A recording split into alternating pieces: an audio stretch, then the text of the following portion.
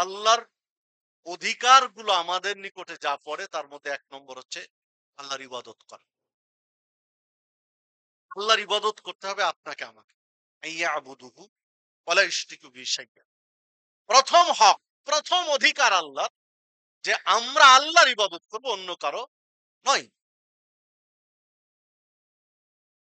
আল্লাহ রাব্বুল আলামিন সূরা নিসা ৩৬ নম্বর আয়াতে বলেছেন, ওয়াবুদুল্লাহ, তোমরা আল্লাহর ইবাদত করো, ওয়ালা তুশরিকু বিহি শাইআ, তার সাথে কাউকে শরীক করো না।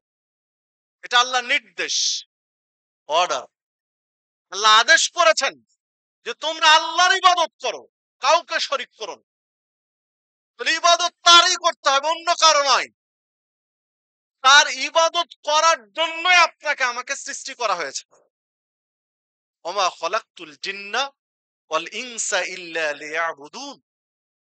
সূরা জারিয়াত ৫৬ নম্বর আয়াতে বললেন যে মানুষ এবং জিনকে কেবলমাত্র তার ইবাদত করার জন্যই সৃষ্টি করা হয়েছে। তাহলে আপনাকে আমাকে সৃষ্টি করা হয়েছে, আপনাকে আমাকে পৃথিবীতে আল্লাহ পাঠিয়েছেন তার ইবাদত করার জন্য। সেটিই তিনি বলে দিয়েছেন যে তোমরা আল্লাহর ইবাদত করো, কাউকে শরীক করো না। তাহলে ইবাদত করতে হবে, এটা আপনার আমার ১ নম্বর কর্তব্য। ১ম কর্তব্য যে আপনি আমি আল্লাহর ইবাদত করব, তার সাথে আর অন্য কাউকে শরীক করব না।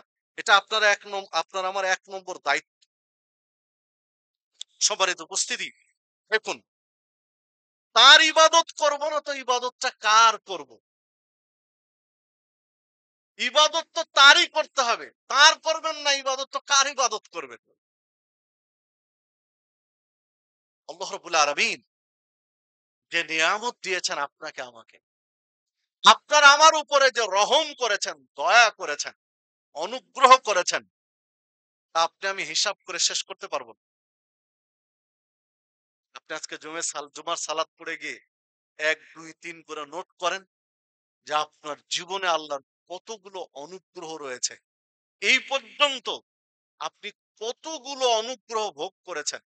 জন্মের পর থেকে নিয়ে ১০ বছর, ২০ বছর, ১৫, ৩০, ৪০, ৫০ বছর বয়স, আপনি আল্লাহর কতগুলো অনুগ্রহ, নিয়ামত ভোগ করেছেন।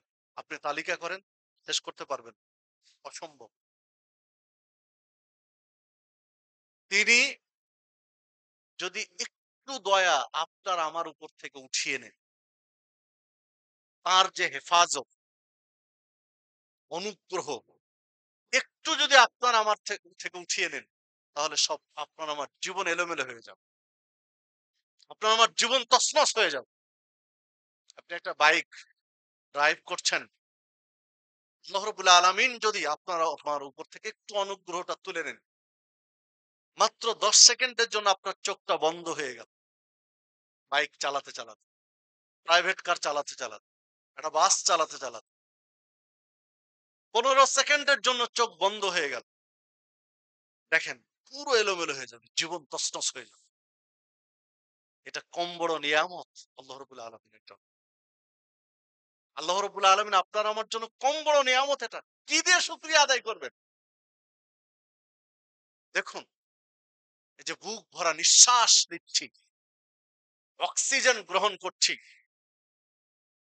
৩০ সেকেন্ড, ১ মিনিটের জন্য যদি আল্লাহ রাব্বুল আলামিন অক্সিজেন বন্ধ করে দেন, সারা পৃথিবীর মানুষ ১ মিনিট পরে আর থাকবে না, শেষ হয়ে যাবে। ১-১.৫ মিনিটের জন্য যদি আল্লাহ রাব্বুল আলামিন অক্সিজেনকে নিষেধ করে দেন যে সরবরাহ করতে হবে না, স্টপ হয়ে যাবে, তাহলে ৮৫০ কোটি মানুষ ১.৫ মিনিট পরে আর কেউ টিকে থাকবে না। ৮৫০ কোটি মানুষ লাশে পরিণত হবে। যিনি আপনার আমার উপরে এত অনুগ্রহ করেছেন, দয়া করেছেন, তার ইবাদত করবেন না তো কার ইবাদত করবেন? আল্লাহু আকবার। তিনি সবচেয়ে বড়। অসংখ্য নিয়ামত দিয়ে আপনার আমার জীবন ধন্য করেছেন। বিনিময়ে তিনি আপনাকে আমাকে ইবাদত করতে বলেছেন। সম্মানিত উপস্থিতি, ইবাদতটা কি? কাকে ইবাদত বলা হয়? ইবাদতের সংজ্ঞা দিতে গিয়ে শেখ উসাইমিন রাহিমাহুল্লাহ তিনি মৌলিক কয়েকটি কথাই নিয়ে এসেছেন। কাছাকাছি ইবনে তাইমিয়া রাহিমাহুল্লাহ তিনিও কাছাকাছি একই ধরনের সংজ্ঞা দিয়েছেন।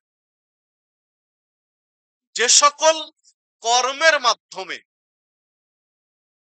আল্লাহ রাব্বুল আলামিনের সন্তুষ্টি লাভ করা যায় সেগুলো হচ্ছে ইবাদত। একেবারে সহজ কথায় তারা তুলে ধরেছেন। যে সকল কর্মের মাধ্যমে রবের সন্তুষ্টি অনুগ্রহ লাভ করা যায় সেটাই হচ্ছে ইবাদত।